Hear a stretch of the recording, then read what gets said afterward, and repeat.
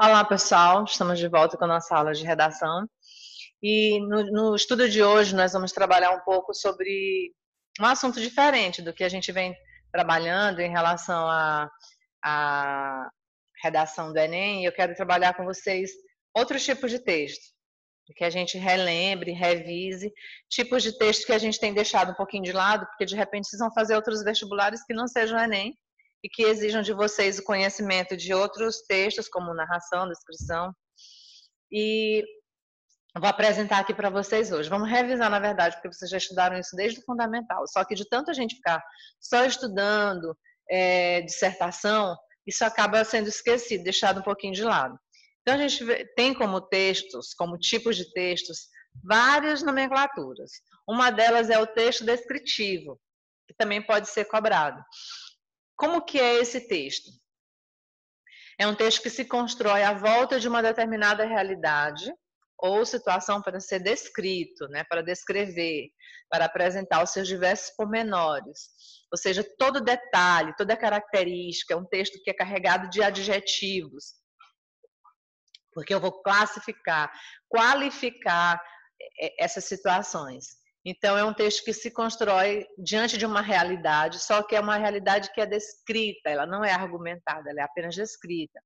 Podem se descrever pessoas ou personagens com características físicas ou psicológicas. Então, quando eu faço isso, estou sendo descritivo. Eu posso também fazer essa descrição com lugares, acontecimentos e todo tipo de realidades ou objetos.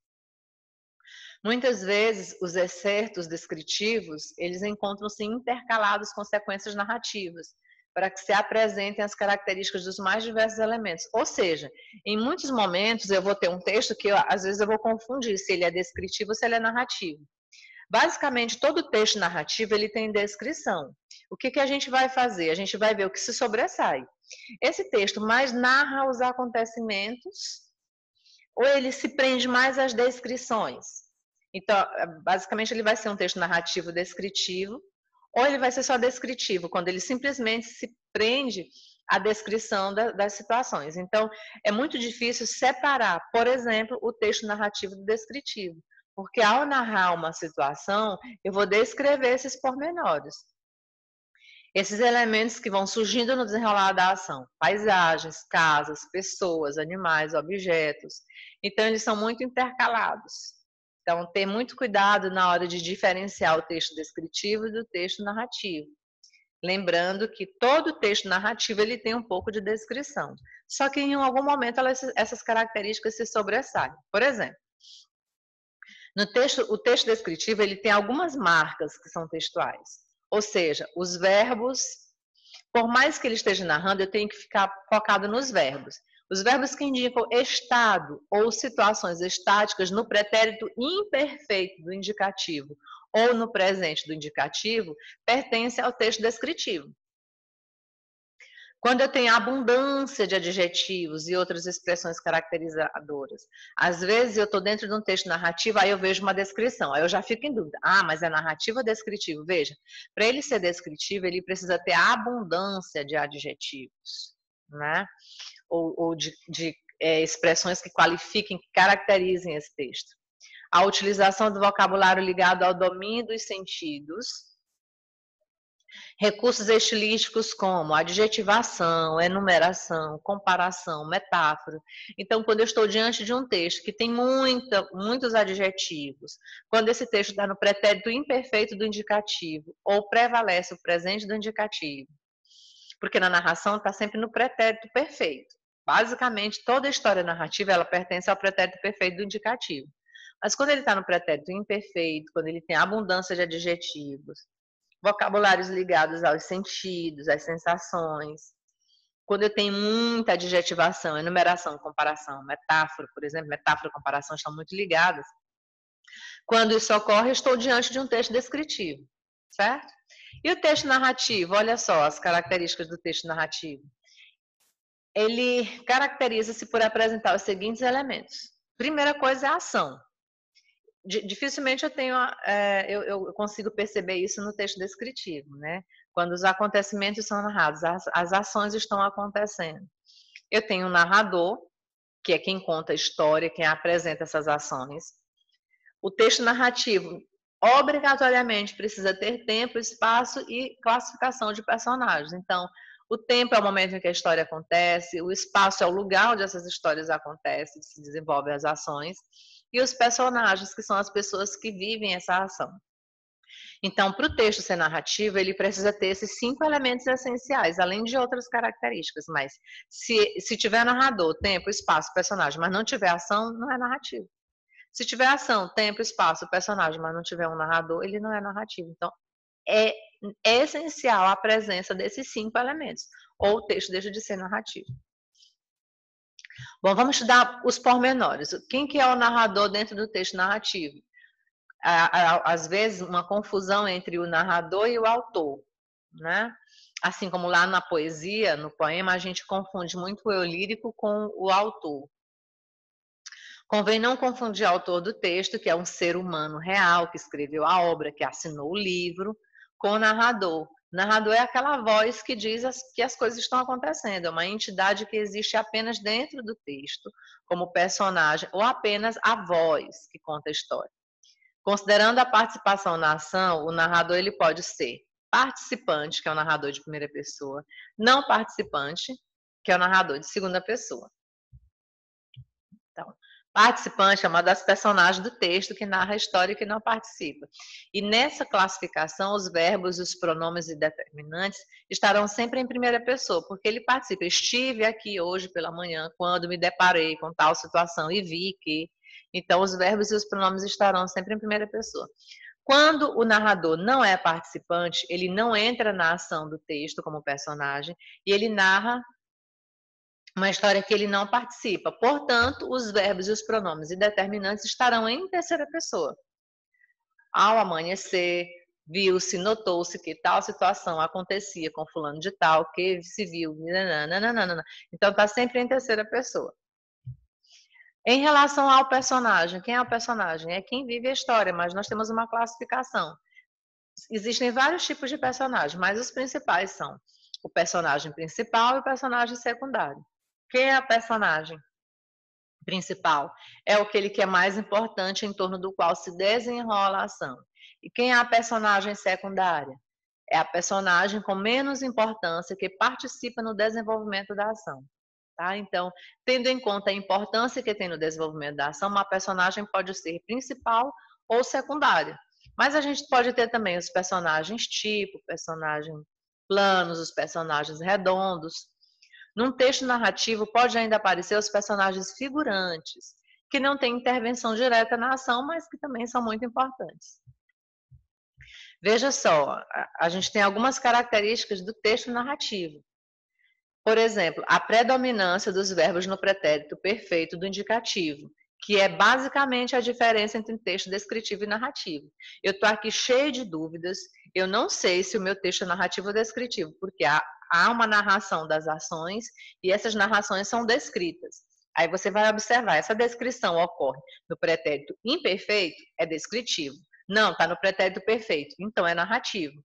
E a abundância de expressões indicadoras de tempo e espaço. Veja que lá no texto descritivo há uma abundância de adjetivos, muitos elementos caracterizadores. Mas aqui há uma abundância do tempo e do espaço. Então é uma outra diferença. Existem alguns gêneros do texto narrativo. Vamos conhecer a fábula? A fábula é um texto narrativo com as seguintes características. História quase sempre breve, escrita em verso ou em prosa. Tem uma ação simples, até porque quem faz a leitura de fábulas, na maioria dos casos, são as crianças. Tem poucos personagens, que na maioria das vezes são animais. E a grande situação da fábula é esse ensinamento final, que é a moral. Na fábula pode aparecer seres humanos, mas esses seres humanos interagem com os animais, ou seja, os animais falam a nossa língua. Eles praticam as ações semelhantes às ações dos seres humanos. Então, quando eu tenho essa situação, quando eu tenho um ensinamento, uma moral, gente, uma fábula ela pode ter descrição, mas ela vai ser breve, ela vai ter uma ação simples, tem personagem animal, tem um ensinamento, fábula pertence ao gênero narrativo. Então, eu não vou nem ficar em dúvida entre descrição e narração. A fábula, apresentando os vícios ou virtudes dos seres humanos representados por animais, tem como intenção apresentar o ensinamento procurando exercer influência sobre o leitor, tá? Além da fábula, eu tenho a lenda. A lenda tem origem na tradição oral. Ela é um texto narrativo em que um fato histórico aparece transfigurado ou transformado pela imaginação popular. A ação é muitas vezes localizada no tempo e no espaço. A história contada apresenta sempre algo de maravilhoso ou fantástico, ou seja, algo que acontece fora da normalidade, fora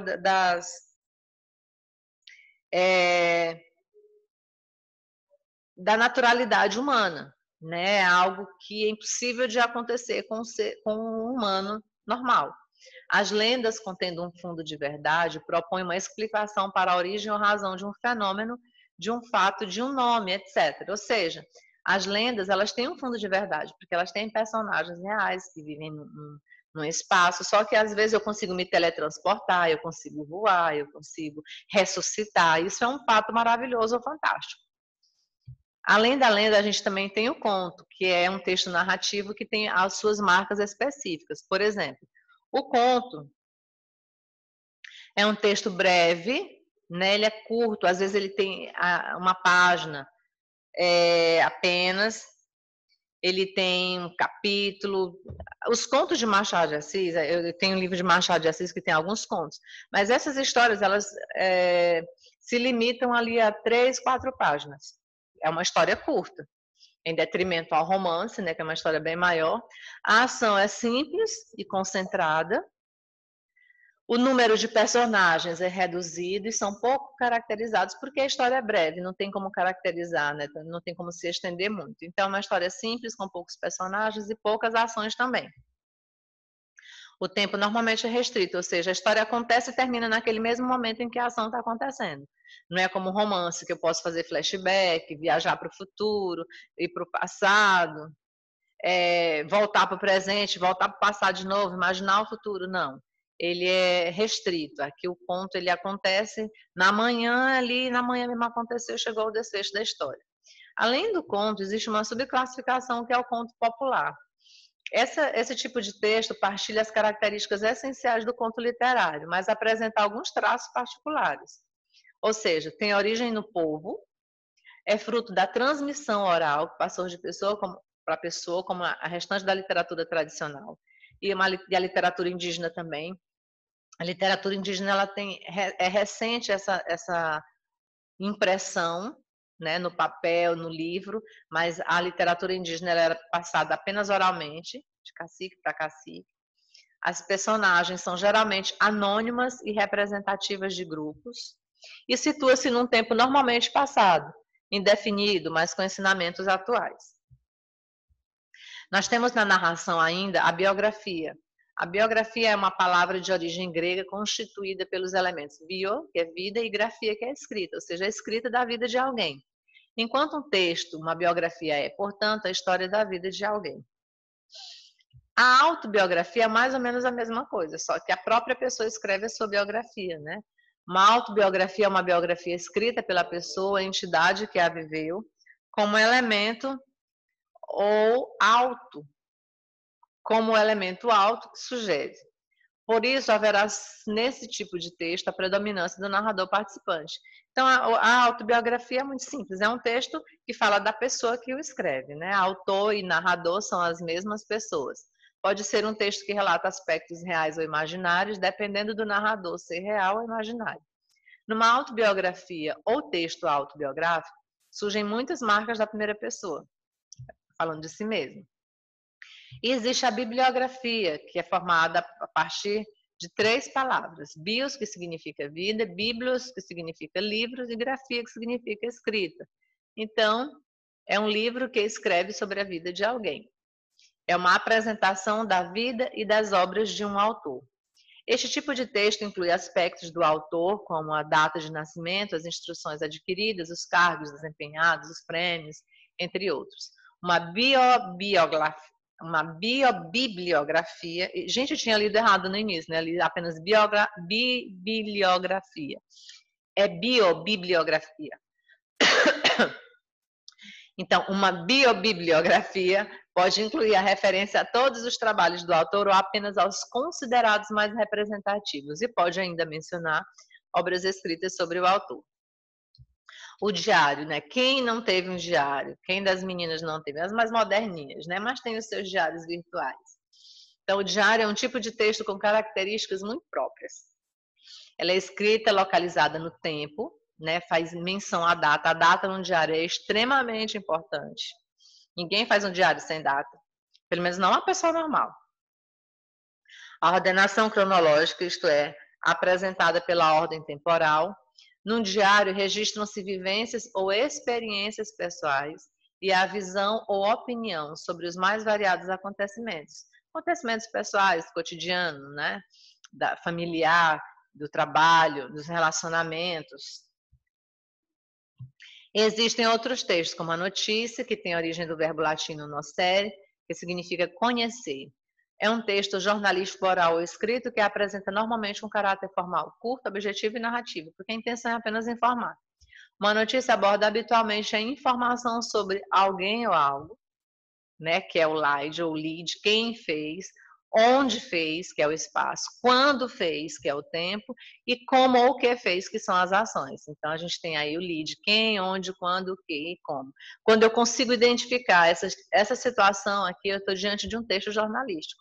Isso tudo feito de uma forma bem breve. Além da finalidade, claro, que é o porquê da situação. A notícia ela tem uma estrutura, que é o título, o lead, ou o corpo da notícia. O título pode apresentar um antetítulo, título e o subtítulo ainda. O lead é o guia, que é a primeira parte onde eu encontro aquelas perguntinhas lá. Quem, o que, onde, quando, por quê. É o primeiro parágrafo da notícia, onde se apresenta um resumo breve sobre os dados que inclui a notícia, que corresponde a essas questões aí. Então, no lead, já tem uma noção do que eu vou ler mais detalhadamente no final, que é no corpo da notícia, no decorrer da notícia. E o corpo, às vezes a gente está com pressa, né? Só quer saber do que se trata e você vai lá no lead, você meio que se orienta. Aí você quer saber os detalhes, você vai ao corpo da notícia, que são os parágrafos seguintes, onde se desenvolve a informação, respondendo eventualmente o porquê e o como da situação. E a gente tem ainda a reportagem, que se confunde com a notícia, que é o texto de imprensa de caráter informativo também. A reportagem amplia a notícia, é o que o diferencia, porque ela apresenta as circunstâncias e acrescenta os pormenores. Trata-se de um gênero jornalístico, oral ou escrito, que aborda um tema interessante e atual. A reportagem basicamente se refere a uma troca, uma interlocução entre o repórter e o entrevistado. Apresenta uma construção diversificada que pode misturar narração, descrição, diálogos, exposição e argumentação. E procura transmitir uma visão ampla dos fatos a transpor o leitor, a transportar o leitor para a cena dos acontecimentos. Né? Então tem essa construção aí, essa mistura. Então dentro de uma reportagem eu posso perceber narração, descrição, diálogo, exposição e argumentação. Qual que é a estrutura de uma reportagem? Ela tem uma abertura ou síntese dos fatos, é como se fosse na notícia o lead. Tem a apresentação dos fatos e descrição de ambientes e participantes das atitudes e emoções, e tem a síntese, que é o final da história. Além da notícia, da reportagem, desses gêneros textuais já analisados anteriormente, eu tenho o texto de opinião, que é um texto jornalístico cujo conteúdo pode ser muito variado, mas ele tem suas características. Por exemplo, deve ser breve, claro na interpretação dos fatos e apresentar posições bem fundamentadas. Os fatos são apresentados e interpretados pelo autor que faz sobre eles um juízo de valor de acordo com seu ponto de vista. Na comunicação social, a opinião aparece em diversos tipos de texto, como artigo de opinião, que aborda os mais diversos assuntos da arte à divulgação científica. Então, o texto de opinião, por exemplo, ele tem marcas de juízo de valor, que é o ponto de vista essencial do personagem. Não há como fazer um texto de opinião sem a apresentação, a exposição de um ponto de vista. Eu não vou simplesmente narrar o acontecido, a história. Eu vou opinar sobre aquilo que eu estou mencionando, aquilo que eu estou expondo. No texto expositivo, eu tenho os seguintes preceitos: a exposição e a explicação. Eu vou expor algo, mas eu vou explicar ao mesmo tempo. Então, esse tipo de texto pode apresentar momentos de exposição, que é a sucessão de informação, que eu quero simplesmente dar a conhecer algo, eu quero informar sobre algo. Mas eu posso esclarecer também, eu posso explicar essa situação. Então, a parte da explicação é o esclarecimento sobre o problema e sua resolução. Em relação ao texto expositivo, a gente pode destacar algumas marcas textuais, como verbos com sentido expositivo e explicativo, como o verbo ser, ter, consistir, haver, pertencer. Todos estes verbos no presente, no pretérito perfeito e no futuro do indicativo, e sempre na terceira pessoa. Além desses verbos, desse tipo de verbo, eu tenho as conjunções e locuções que indicam causa e consequência.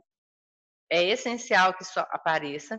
E o vocabulário é um vocabulário especializado. Vocês lembram que foi dito aqui anteriormente, ó? Na comunicação social, na opinião, aparecem diversos tipos de texto, como artigo de opinião que aborda os mais diversos assuntos da arte à divulgação científica. Então, se eu vou fazer um tipo de texto que tem essa abordagem, meu vocabulário tem que ser especializado. Não é um vocabulário chulo qualquer. Ele vai além do vocabulário formal. No texto instrucional, é um texto super fácil, que é aquele texto que eu encontro na bula de remédio, nas receitas, nas instruções e montagens de determinado aparelho. Quando eu compro um micro-ondas, um computador, um ar-condicionado, eu vou ler as instruções para saber o que fazer para que ele seja montado da forma correta. Então, é um texto que tem como objetivo controlar o comportamento do seu destinatário, e eles podem incitar a ação, impor regras e fornecer instruções sobre etapas e procedimentos para alcançar um determinado objetivo, como, por exemplo, receitas, as mais diversas, leis e demais normas de conduta, é um texto instrucional, instrução de montagem e utilização, provérbios, slogans, algumas marcas, verbos em geral de movimento que incitam a ação, faça isso, dobre, abre, aperte, busque, ligue, apague, conecte. Formas verbais estão sempre no imperativo: faça, amasse, corte, coloque, ponha, derreta, desmanche, acrescente. No infinitivo impessoal e no futuro do indicativo. E além do texto conversacional. O texto conversacional é produzido pelo menos 2 interlocutores que tomam a palavra à vez. O texto conversacional, lógico, não dá para conversar sozinho porque seria um monólogo, né? Por exemplo, numa conversa telefônica, nas interações cotidianas, orais e debates nas entrevistas. E esse tipo de texto tem formas verbais no indicativo e no imperativo, presença da primeira e das segundas pessoas verbais em pronomes determinantes e modos de localização espacial, que indicam proximidade ou afastamento, além de formas de tratamento que mostram distância ou proximidade entre os interlocutores, né? Como eu escolho aí os pronomes de tratamento, vai me mostrar distância ou proximidade. Nós temos ainda o texto poético, que é aquele texto que habitualmente é escrito em verso e é utilizado sobretudo para a expressão de sentimentos ou emoções. Nesse tipo de texto, não há um narrador, o que a gente tem é um sujeito poético ou o eu lírico. A cada verso eu chamo de linha, ou a cada linha eu chamo de versos, né? A cada uma das linhas de uma composição poética dá-se o nome de verso e a cada conjunto de versos eu dou o nome de estrofes. Por exemplo, o soneto, primeira estrofe tem 4 versos, eu chamo de quarteto, o segundo também, e a terceira estrofe tem 3 versos, eu chamo de terceto. O texto poético, ele tem suas estrofes, que tendo em conta o número de versos, as estrofes têm diferentes designações. Por exemplo, não vou ler todos para vocês, mas eles vão de 1 a 10 ou mais versos. Por exemplo, se eu tenho um verso, eu chamo de monóstico, dístico, terceto, quadra, quintilha, sextilha, sétima, oitava, nona, décima, e a partir de 10 versos eu chamo ele de irregular. Então, quando uma estrofe ela possui de 1 a 10, ela recebe um nome específico. De 1 a 10 versos, ela recebe um nome específico. Quando ultrapassa os 10 versos, eu chamo de irregular. O texto poético também se caracteriza pelas sílabas métricas, que é essa divisãozinha que a gente tem das palavras dentro da linha, né, do mesmo verso. O verso é constituído por um determinado número de sílabas, que são perceptíveis na leitura, que nem sempre coincidem com as sílabas gramaticais. Há uma divisãozinha diferenciada. Por exemplo, nas sílabas poéticas, eu só conto até a sílaba mais forte. Se a sílaba mais forte for proparoxítona, por exemplo, eu termino na primeira sílaba ali e as demais eu já não conto. A contagem dessas sílabas métricas faz-se até a sílaba tônica da última palavra do verso. Ver as coisas mais além do que alcança a nossa vista. Veja, ver as coisas mais além. Aqui é meio gramaticalzinha, não tem nenhum pormenor. Do que ao, aí, que ao, eu já tenho uma elisão, que é essa coincidência entre duas vogais. Que, o E e o A do outro, eu não consigo dividir, eu não posso dividir, assim como alcança a nossa vista. Então, esses dois Azinhos não separam. Essa junção dos dois eu chamo de elisão, porque eu não consigo dividir. Eu não posso dividir, na verdade. E o nossa, professora, por que os dois S estão juntos? Porque não vai fazer diferença. Tanto faz o S ficar junto com o nó, como com o SA. Eu vou contar o mesmo número. Então, aqui é uma diferença da divisão gramatical, porque se fosse gramaticalmente, eu teria que dividir até lá. E a outra diferença é o vista. Por que apareceu o tá? Por que não apareceu o tá? Porque eu só conto até a sílaba mais forte, que é vis. Então, eu tenho aí 7 sílabas métricas, é pentassílabo. Texto poético, além da sílaba métrica, no texto poético eu também vou observar a rima, que é a correspondência dos sons, a coincidência dos sons em lugares determinados, geralmente no final dos versos, mas acontece também dentro dos versos, dentro das estrofes. Normalmente é no final. Os versos rimam quando existe correspondência de sons a partir da vogal da sílaba tônica da última palavra. De acordo com as combinações, é possível classificar as rimas como emparelhada, cruzada, interpolada, versos brancos ou soltos. Quando é que ela é emparelhada? Quando os versos rimam seguidos.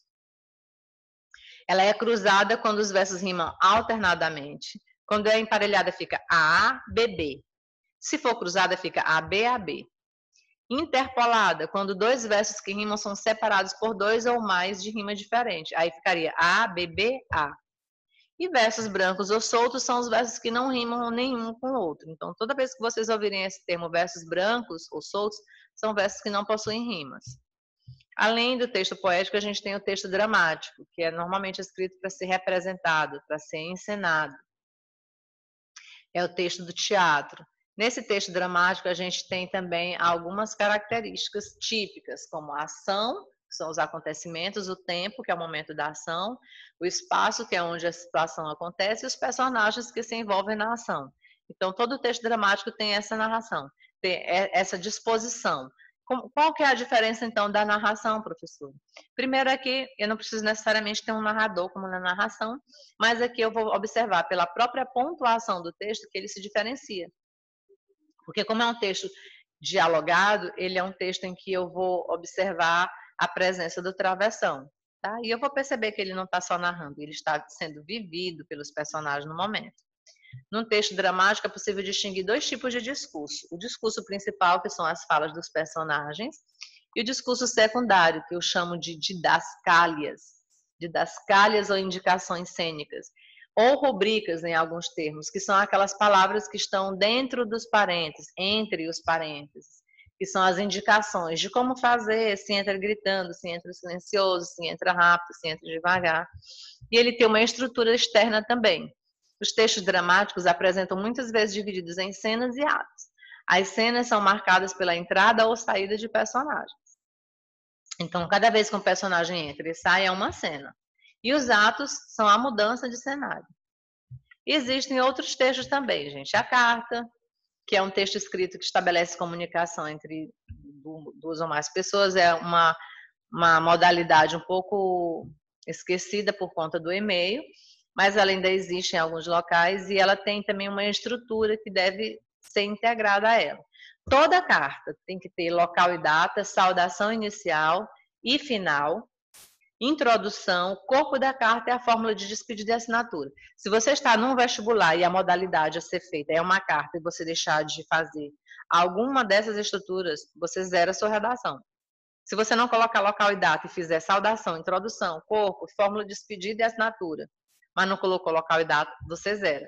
Se você fizer tudo isso, mas lá no final você esquecer de assinar, você zera. E em relação à assinatura, tem uma observação. Quando pede para, você tem que ver se na prova está pedindo para você assinar com o seu nome completo, para assinar com as abreviações do seu nome, com as iniciais, ou se é para assinar como João e Maria. Tem que ter muita atenção para você não fazer burrada aí nessa hora. Porque às vezes você faz a carta todinha correta, mas na hora de assinar era para assinar só com as iniciais e você assinou o nome todo. E aí você zera. Temos ainda o convite, uma carta convidada para um evento, uma festa de aniversário, casamento. Geralmente ele inclui as seguintes informações: nome de quem convida, corpo do convite, local do evento e a data e hora. Temos o aviso, que é um texto formal. Nós não caberia aqui, gente, a gente estudar todos os tipos de texto, porque eles são inúmeros, né? Às vezes a gente até está diante de um texto, a gente nem imagina que por exemplo, um aviso. Eu nunca tinha pensado no aviso como um texto formal, mas é um texto que, através da qual se transmitem informações diversas, com uma linguagem bem objetiva e seguindo a estrutura: título, corpo do texto, local, data e a assinatura. O anúncio também é um texto formal curto e sintético, que destina-se a divulgar alguma situação.